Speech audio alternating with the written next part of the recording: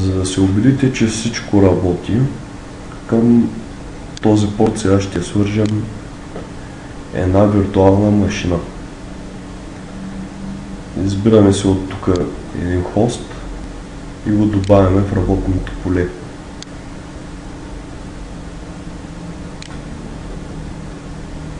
Хоста де-факто е облак, но просто само му е сменена иконката. И има малко по-други настройки. От облака има зададени няколко интерфейса по дефалт. Ето и тях. Тия интерфейси като цяло не трябват.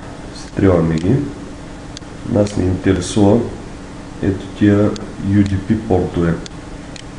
Оставяме настройките така както са и даваме Add. По е OK. И нашия виртуален компютър вече си има друг интерфейс. Да сменим и името. Виртуално PC 1.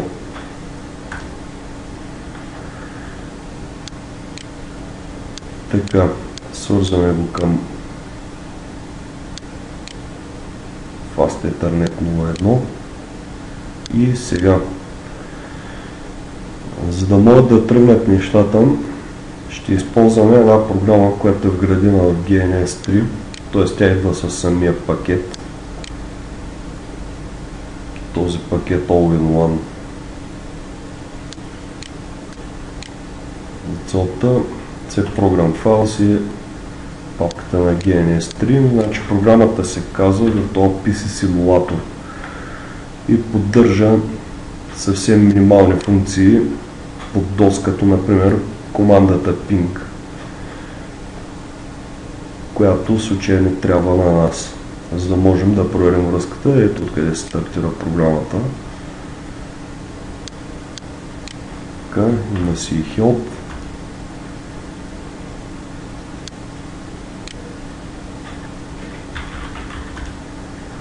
Ето го нашето PC1.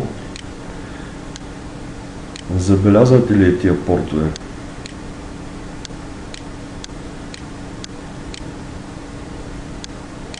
Ето ги.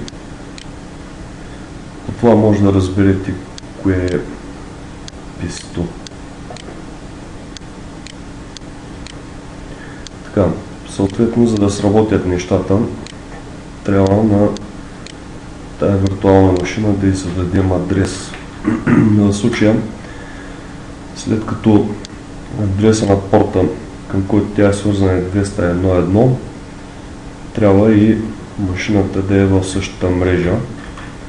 Това ще издадем 201.1, да речем 100. И като Default Gateway подаваме 201.1 порта на рутера. В случая не е необходимо да се конфигурира мрежовата маска. Тя сама ще се брои. Ето я, 255, 255, 255, 0, 24 битова. Така пингваме. Започваме първо с порта на рутера.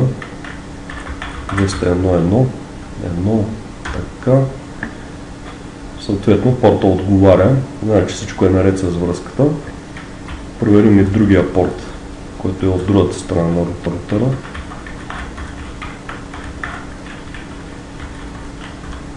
И той работи.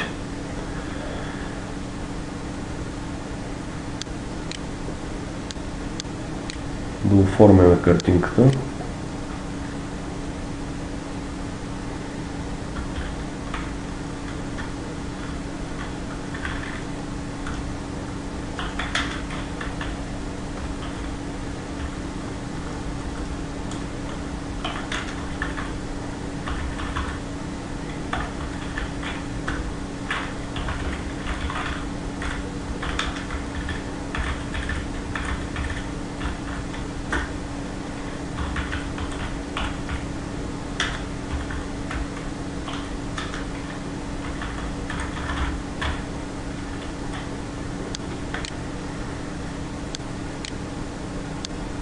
Както виждате, всичко е наред и мрежата работи.